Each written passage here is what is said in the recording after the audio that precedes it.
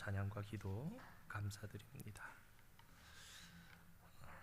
지난 몇 주간 잘 지내셨습니까?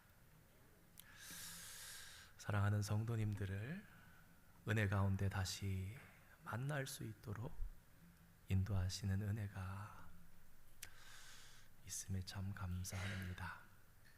목회자로서 흔치 않은 기회입니다. 주일을 우리 교회가 아닌 다른 교회에서 예배 드려 볼 수 있는, 그래서 이번에는 아주 훌륭한 교회, 또 한 번은 신실한 목회자로 조용히 소문이 나고 있는 그런 교회, 한 주일씩 예배를 드려 보았습니다. 그러면서 도전받고 그런 부분들도 있겠지만 그 속에 더욱더 강하게 저에게 다가온 것은 우리 교회만한 교회도 잘 없다라는 것이었습니다. 여러분, 정말 그렇습니다. 제가 저 말하기 좋고 우리 성도님들 귀에 들으시기 좋으시라고 드리는 말씀이 아니라, 우리가 그런 자부심도 가지고 있어야 되고, 또 그런 우리 솔즈베리 한인 장로교회 성도로서 신앙의 품격도 지켜가고 성도의 삶을 살아가기도 해야 되는 거예요. 보니까 교회의 중요함, 교회에 있어서 무엇입니까? 우리가 교회를 생각하는 것, 그 안에 예배의 뜨거움이 있는가? 교회 안에 주님이 계시는가? 의외로 이민교회들을 다녀보고 하면 교회가 크고 많은 성도들이 모여도 뜨거움이 없는 교회, 찬양 한번 신나게 힘차게 불러보고 아멘 한번 해보고 마음 모아 기도 한번 해보지 못하는 그런 예배들이 많이 있다라는 것을 느끼게 됩니다.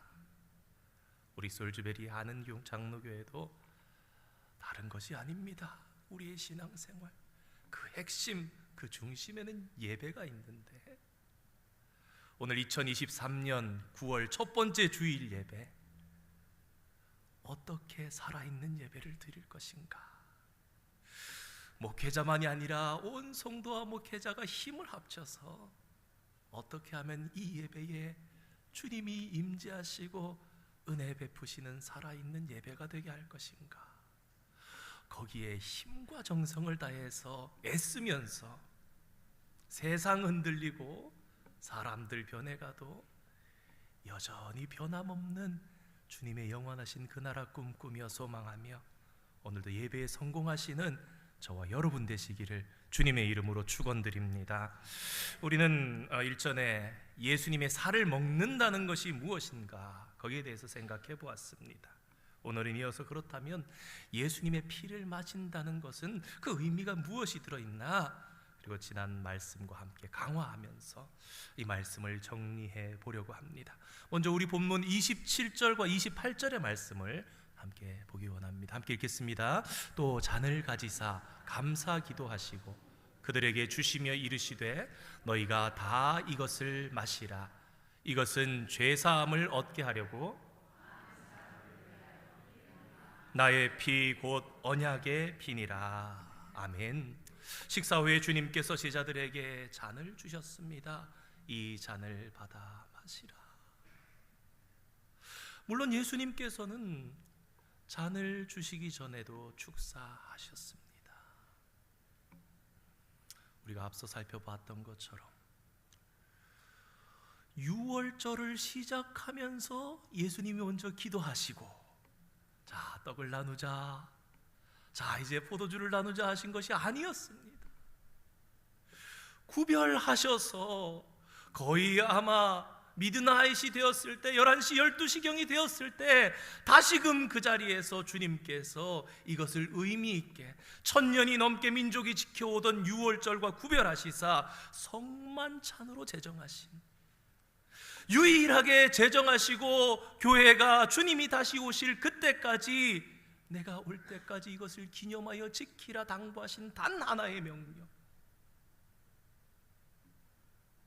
그러므로 축사하신 이후에 주신 이 포도주는 더 이상 그냥 포도주가 아니었습니다.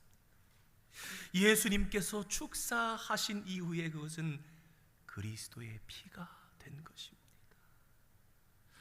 너희들이 지금 포도주를 먹고 있지만 그냥 포도주를 먹는 것이 아니란다. 내가 너희에게 지금 축복했는데, 그래서 너희들이 이 포도주를 너희의 입술에 대는 순간 그것은 그리스도의 피가 되어, 그러니 너희는 나의 피를 마시라. 이 피는 나를 위하여 흘리는 것이 아니라 모든 사람의 죄를 위하여 흘리는 나의 피, 곧 언약의 피다. 떡에 관한 말씀을 잘 이해하기 위해서 우리가 요한복음 6장에 있는 말씀을 가지고 함께 연결해서 생각해 보았습니다. 그랬다면 이 피에 대한 말씀은 히브리서 9장에 대한 말씀을 연결해서 생각해 볼 때 우리가 더 쉽게 이해할 수 있게 됩니다. 모든 사람을 위해 흘리신 피, 곧 언약의 피를 믿으라. 너희들은 언약의 피를 믿어야 돼 하시지 않으시고 언약의 피를 마시라. 사랑하는 성도 여러분, 오늘 우리가 거룩하신 하나님의 진리의 말씀을 받고 단순하게 예수님을 믿는 것이 아니라 예수님을 마시시기를 소망하며 또 그렇게 되시는 축복을 누리시기를 축원드립니다. 우리는 생명의 떡이신 예수님을 먹어야 됩니다. 그리고 예수님의 피가 우리의 영혼에 뿌려지고 그 피를 우리가 마셔야 합니다. 이것이 진짜 예수를 믿는 것입니다. 흔하지 않지만 간혹 우리가 주님 앞에 깊이 기도하며 묵상하다 보면 필요해서 그런 은혜를 주실 때가 있습니다. 십자가로부터 주님의 보혈이 흘러서 뚝뚝 떨어지는데 내 머리에 떨어지는, 그것이 뚝뚝 흘러서 머리로부터 얼굴로, 어깨로, 손과 발로 다 적셔지는 그런 감동을 우리에게 주실 때가 있습니다. 그런데 이 예수님께서 주신 이 피에는 어떤 의미가 담겨져 있습니다. 히브리서 9장 22절의 이 말씀에 기초하는데요, 우리 잠깐만 한번 띄워주시겠습니까? 제일 마지막 절, 피 흘림이 없은즉 사함이 없느니라. 여러분, 우리가 죄를 득죄하면 죄의 삭은 사망이에요. 그 사람이 죽어야 해결이 되는 것입니다. 히브리서 9장 7절에서부터 이렇게 쭉 내용을 읽으면 히브리서 9장은 신약 속에 있는 구약, 제사에 대한 집대성.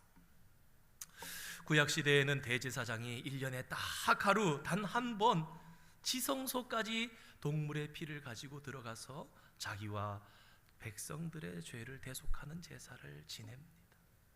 제사장이 들고 가는 짐승의 피는 자기 자신과 백성의 허물을 하나님 앞에 가리고 해결하기 위해서 드리는 것입니다. 왜냐하면 방금 읽어드린 것처럼 피 흘림이 없이는 죄사함이 없기 때문입니다.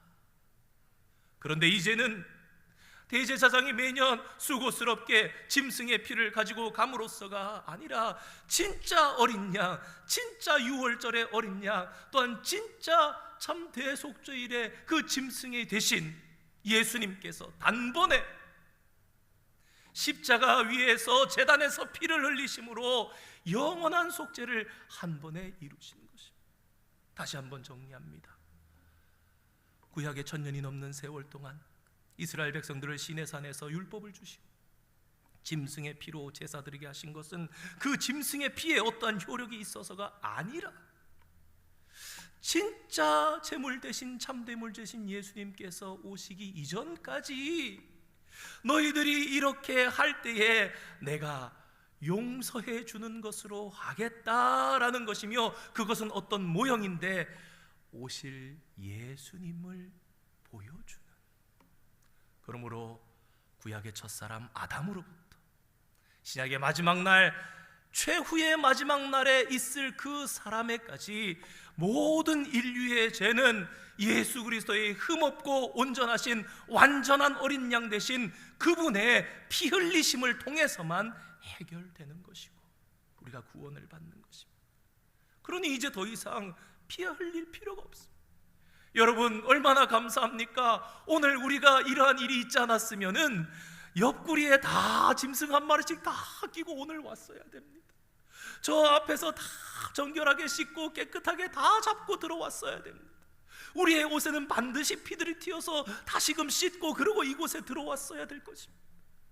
피를 흘리지 않으면 구원이 없는 것인데 염소나 송아지의 피가 아니라 진짜 어린 양이신 예수 그리스도의 보혈, 그래서 예수 그리스도의 피가 우리를 죽은 양심에서 죽은 행실에서 깨끗하게 하고 살아계신 하나님을 섬기게 하기 때문에 할렐루야. 여러분 오늘 저와 여러분이 이렇게 있는 겁니다.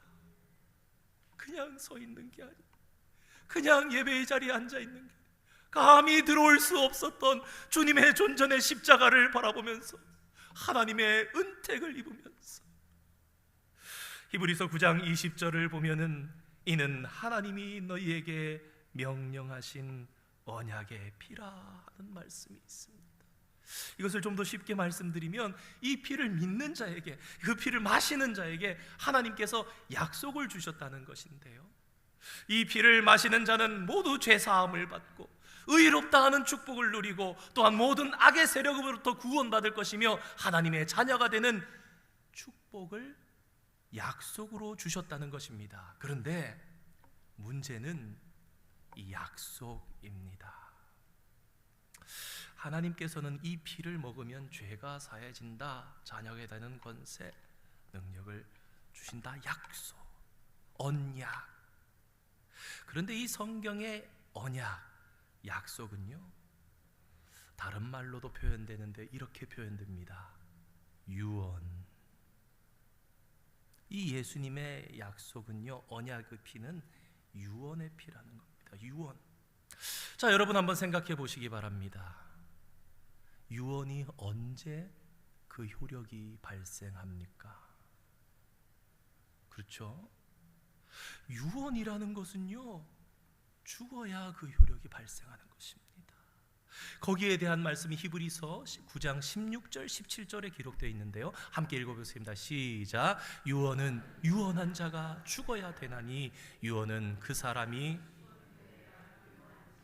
유언한 자가 살아있는 동안에는 효력이 없느니라. 맞습니다.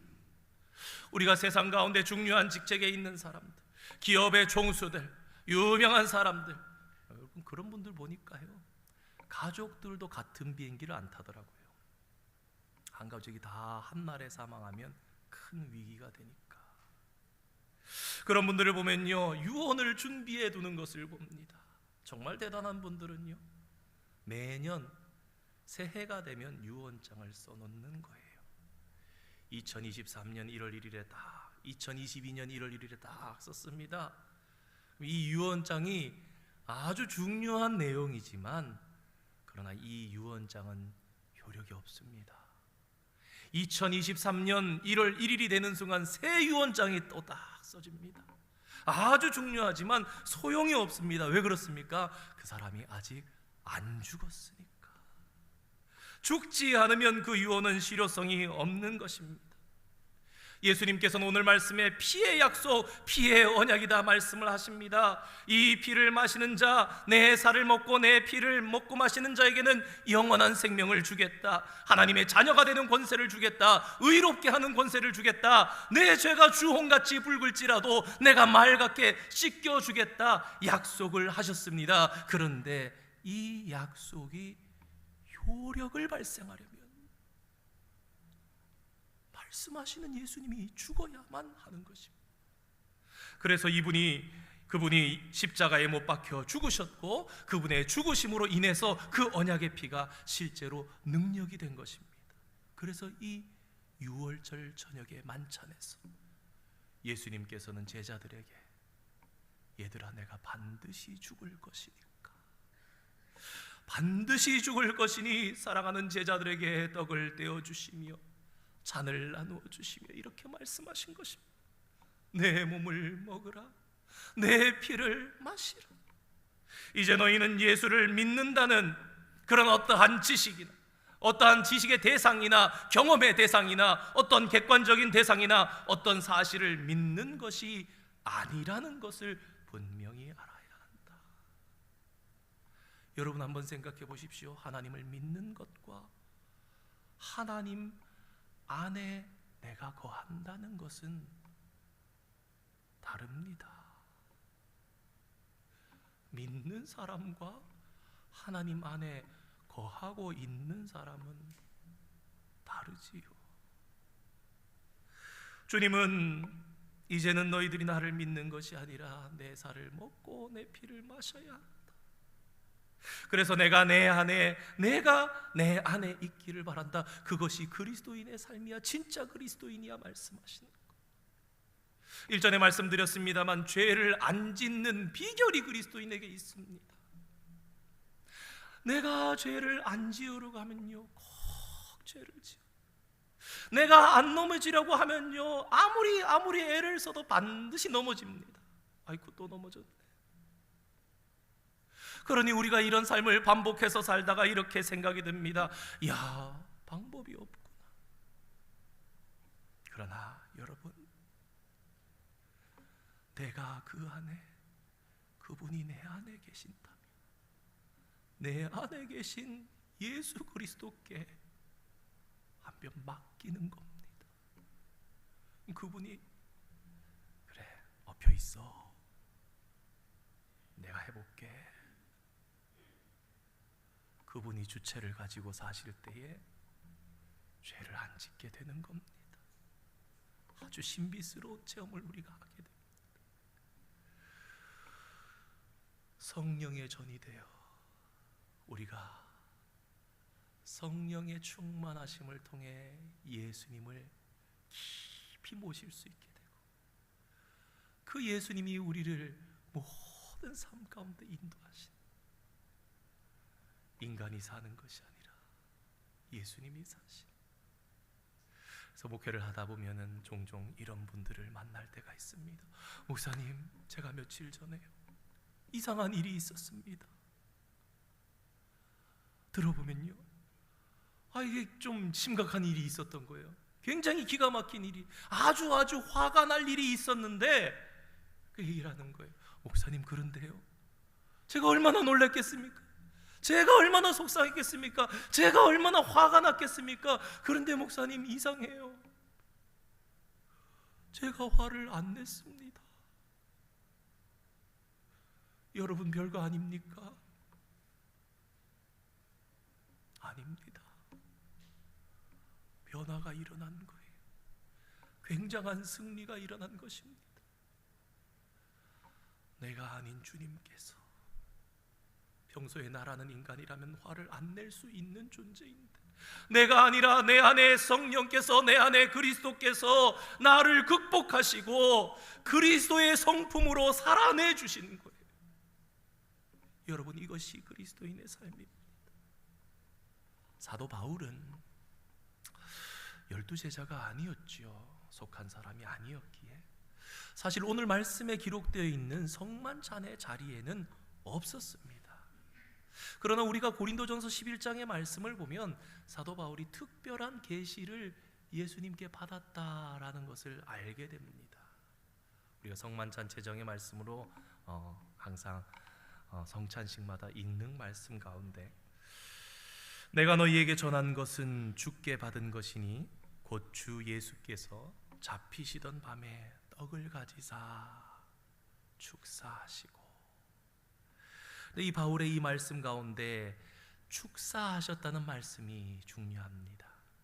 앞서서도 잠깐 설명드린 것처럼 축사를 하셨기 때문에 그 떡이 그냥 그 전에 식사하던 떡이 무교병의 떡이 아니라 예수님의 몸이 된 것입니다.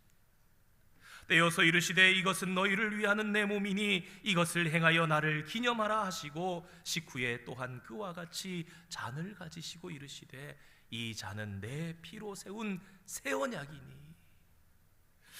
이것이 새 언약의 새 피의 약속, 내 죄를 용서해 주겠다는 약속, 너를 하나님의 자녀로 만들어 주겠다는 약속, 너를 의롭게 해 주겠다는 약속입니다. 그리고 그 약속을 이루시기 위해서, 유언이 이루어지기 위해서 의로우신 예수님께서는 죽어야만 했던 것입니다.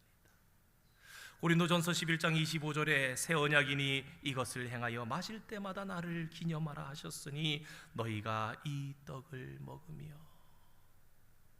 마실 때마다, 이 떡은 생명의 떡이신 예수 그리스도이며 이 잔은 생명의 피이시며 그 피를 흘리신 예수 그리스도를 의미합니다. 이어지는 26절 말씀에 너희가 이 떡을 먹으며 이 잔을 마실 때마다 주의 죽으심을 그가 오실 때까지 전하는 것이니라. 아주 중요한 말씀입니다. 주님의 죽으심 무엇입니까? 십자가. 이 십자가를 주님이 다시 오시는, 재림 주님께서 다시 오시는 마지막 날까지 전하라, 그 말씀을 합니다.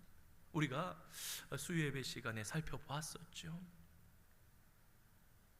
온 땅의 끝까지 가서 진짜 선교사가 다 되라는 것인가? 그 더 중요한 것, 증인이 되라, 전하는 자.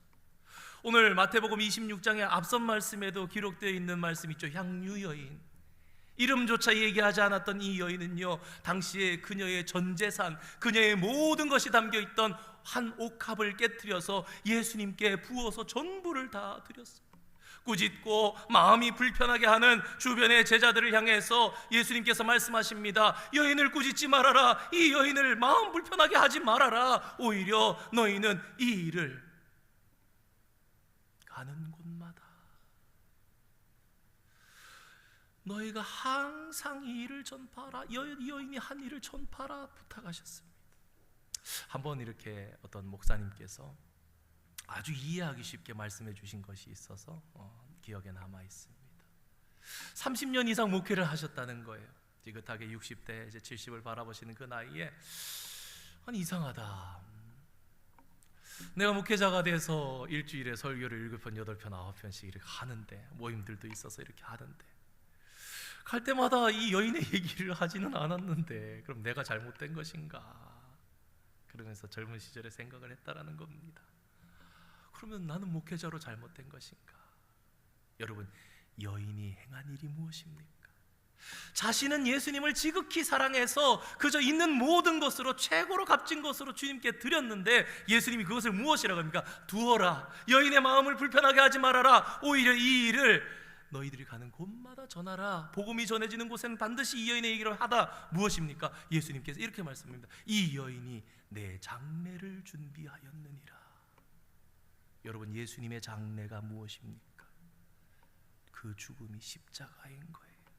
그러니까 다른 것이 아니라 너희가 가는 곳마다 내 죽음, 내 십자가를 증거하라.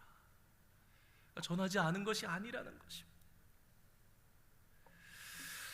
내가 내 안에 거하면, 주님이 우리 안에, 우리가 주님 안에 거하면, 우리 요한복음 6장 56절의 말씀을 통해서, 그런데 이 말씀 속에 우리가 성만찬에 관해서 평소에 잘 생각하지 못했던 중요한 말씀이 하나 있습니다. 성만찬이 무엇인가? 성찬식이 무엇인가? 그것은 예수님의 살과 피를 내가 먹고 마심으로써 내가 그리스도와 함께, 또한 그리스도께서 나와 함께 동거하는 것 같이 한 몸을 이루는 것이다. 우리 유카리스트라 그럽니다. 여러분, 예수님과 한 몸이 되는 것이 무엇인가?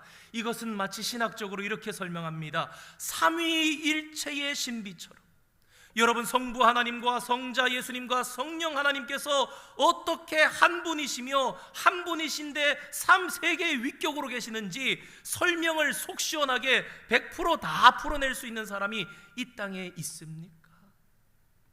없습니다. 일전에 수요 예배를 드리면서 말씀드렸습니다. 감히 인간이 신을 어떻게 이해할 수 있는가? 신이신 그분이 인간이 이해할 수 있는 만큼 계시해 주신 한 분이신 하나님께서 세계의 위격으로 계신, 이 성삼위일체의 신비는 쉽사리 풀 수 있는 것이 아니지만, 그런데 또 한 가지, 우리가 신을 그렇게 쉽게 다 이해할 수 있다는 것도 아니어야 되겠습니다만, 그러한 신비한 결합을 주님과 하는 것이 내가 내 안에, 내가 내 안에 예수님의 살을 먹어요. 예수님의 피를 마십니다. 소화가 되어서 내 살이 되고 내 피가 되어서 혈관에 예수님의 피가 생성되어 흐릅니다. 여러분, 우리가 믿는 장로교, 우리 교단의 교리가 무엇인가? 거기서 가르치는 성찬, 세례받고 주님의 성찬을 받으면서 어떻게 되는 것인가? 우리가 영적인 결합을 주님과 한다는 것, 신비한 결합을 주님과 함께해서 그렇게 내 눈으로 보는 것이 아니라 예수님의 눈으로 보게 돼요.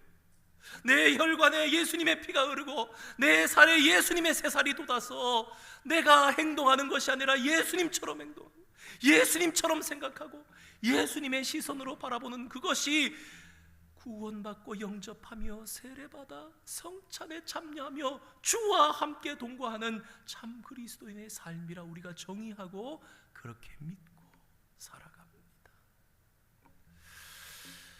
영어로 in Christ라는 표현이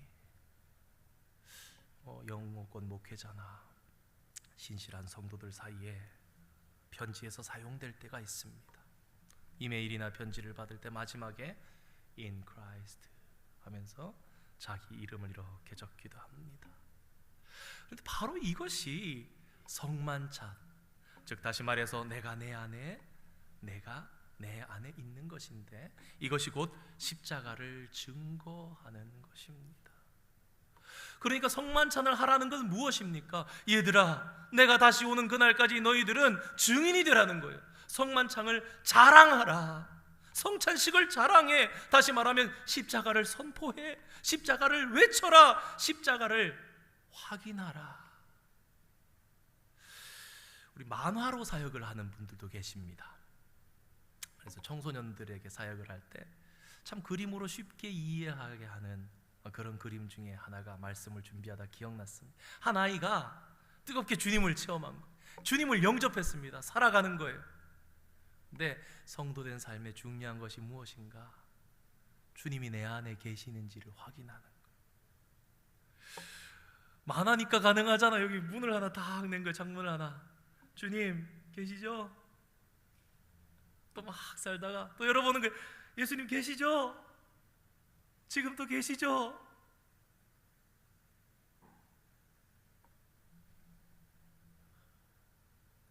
우리의 예배, 우리의 성만찬, 성례가 그것을 확인하는 겁니다. 예수님 내 안에 계십니까? 그러므로 이 증인된다는 것은요, 우리가 딱 끝까지 가서 전하는 것도 중요하겠지만 꼭 그것만이 아니라 더 중요한 것은 증인된 삶을 살아라. 내가 어디에 있든지, 무엇을 하든지, 누구와 있든지, 이것을 나아가서 더 중요하게 생각해 보면요, 좀 더 두려운 그러나 귀중한 사실에 닿게 됩니다. 증인된 삶은 없고 주님의 성찬에 참여하는 것이, 그렇다면 잘못된 것이구나. 주님의 살을 먹고 주님의 피를 마시는 건요, 그렇게 살겠다라는 거예요. 그런 연합을 해나가겠다는 건데, 십자가를 증언하고 주님의 증인되어 살아가야 되는데, 다시 말해서 성찬식에는 참여하지만 형식이 되기가 쉬울 수 있다라는 것이며, 그것이 형식이 되었을 때 이는 아주 위험한 일이구나. 그래서 여러분, 사도 바울이 이런 이야기를 한 것입니다. 주의 떡이나 잔을 합당하지 않게 먹고 마시는 자는 주의 몸과 피를 범하는 죄가 있다. 이 그 이야기입니다. 그래서 우리가 돌아보면서 주님의 떡과 잔을 받지요.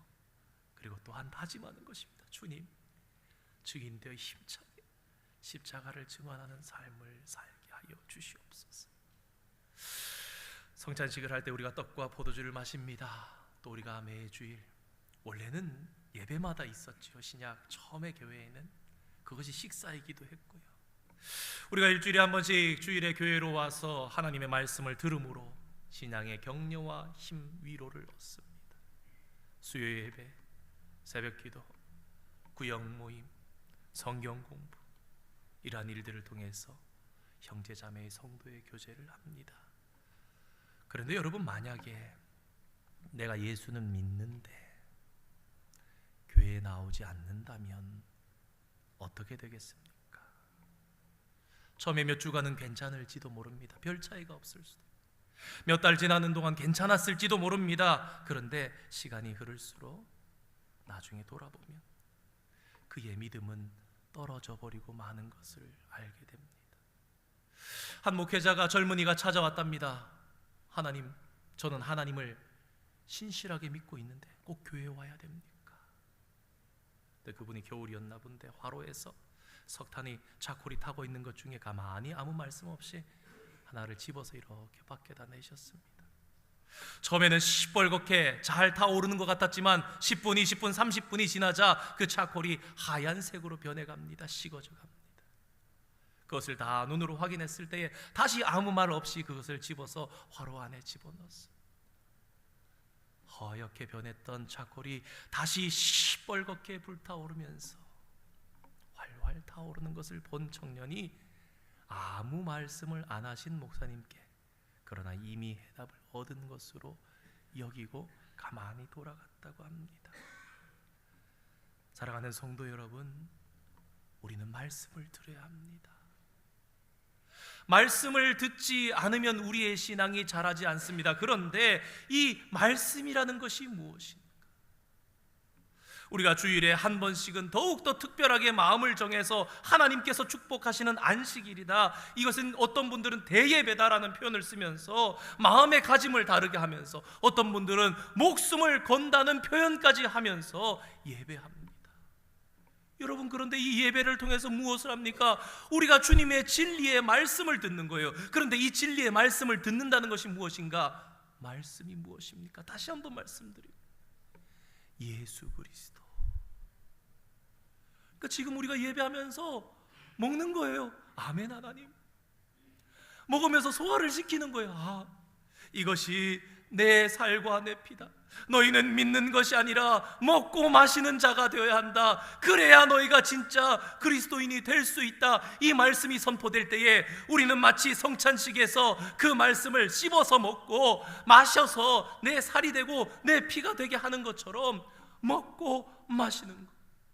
그러니까 사실 매주일 우리는 예배를 하면서 예수님이 이 앞에 계시고 떡을 떼어주시고 잔을 나누어 주심을 먹고 마시는 것처럼 성찬식 늘 하면서 그런 마음으로 먹고 마시고 우리의 배에서 영생수가 흘러넘치게 그 주님께 마심, 그 주님을 확인하면서 예배 드릴 때마다 오늘 그런 말씀을 부탁드렸습니다. 우리가 함께 뜨겁게 주님의 임재를 사모하면서 목회자와 성도 할 것 없이 온 힘을 다해서 주님을 체험하는 능력의 예배, 은혜의 예배, 살아있는 예배가 되게 하자. 그럼 무엇입니까? 내 안에 주님 계시는지 확인하는 거예요. 주님 계시는군요.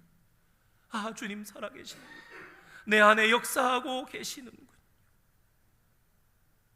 말씀을 들음으로 잃어버린 신앙을 확인하고 성만찬의 참여함을 통해서 주님이 내 안에 지금 거하고 계시는 이 사실을 확인하고 그 주님께 내 삶을 맡기고 그리고 그 속에서 변하는 내 삶을 체험하는 것이 진짜 그리스도인의 삶입니다.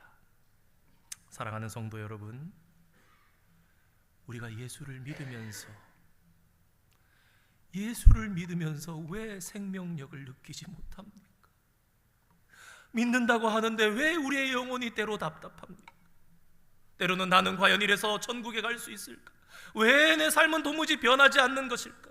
이렇게 오랜 세월 동안 교회를 다녔는데, 이렇게 수백 수천 편의 설교를 들었건만, 그렇게 수십 년 동안 같은 자리에서 봉사하며 놓치지 않고 교회의 많은 봉사들을 이렇게 저렇게 했는데 왜 내 안에 기쁨이 없을까? 어떤 분들은 가슴이 뭉클하고 어떤 분들은 굉장히 안타깝게 느껴질 수도 있지만요, 여러분, 그 이유는 딱 하나입니다. 예수 그리스도가 내 안에 거하시지 않기 때문입니다.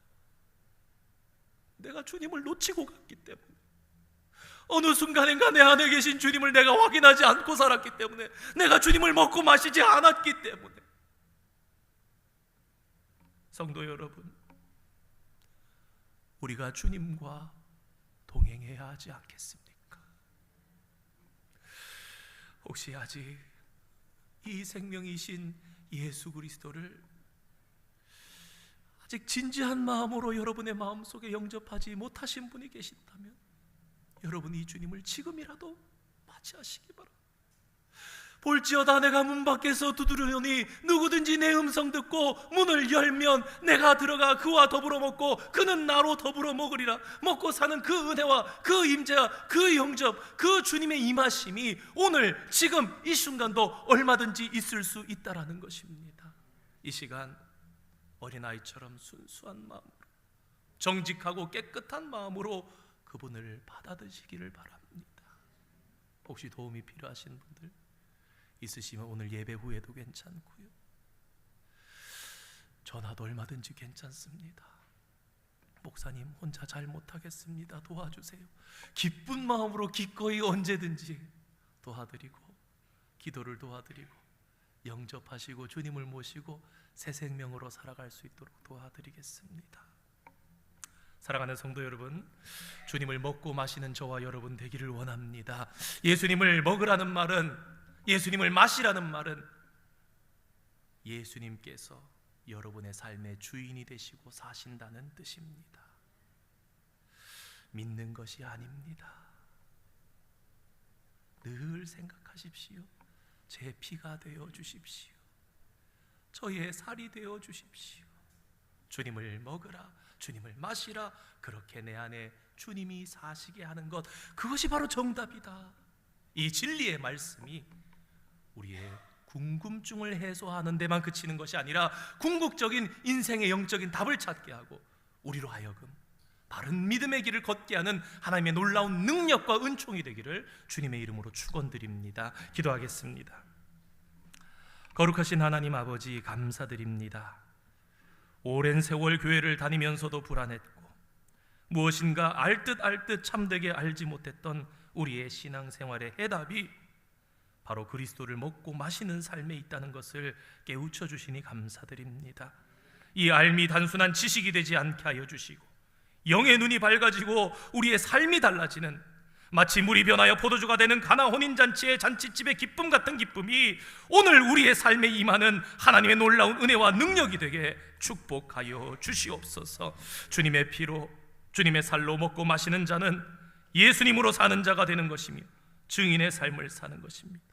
더 주님께 맡기는 자 되게 하여 주시고, 아니 다 주님께 맡길 수 있는 자 되게 언제나 우리와 함께 하시고 우리를 통치하여 주시옵소서. 예수님의 이름으로 기도드립니다. 아멘. 우리 함께 봉헌송 찬양하겠습니다.